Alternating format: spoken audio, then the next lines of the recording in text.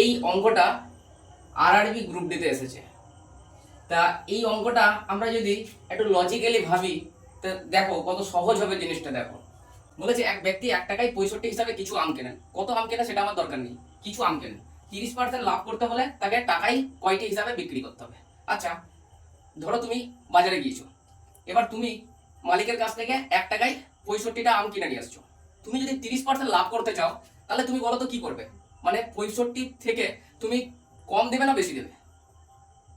স্বাভাবিকভাবে তুমি 65টায় যদি 65টা কেনো, তুমি যদি লাভ করতে চাও তাহলে তুমি টাকায় কম দেবে।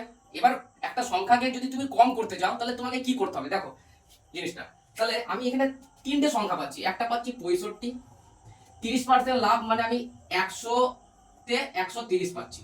তাহলে এই 3টে আমি সংখ্যা কিন্তু পাচ্ছি। তাহলে দেখো, আমি যদি এই 65টাকে আমি যদি কম করতে চাই তাহলে আমি কি করব? কম করতে চাইলে আমি কম দিয়ে গুণ করব, বেশি দিয়ে ভাগ করব, তাই তো? তাই দেখো, আমি এটাকে কম করতে চাইলে আমি কম, মানে এটা 100 আর 130 এর মধ্যে কম কোনটা, ছোট কোনটা? 100। আমি 100 দিয়ে গুণ করব আর 130 দিয়ে ভাগ করে দেবো।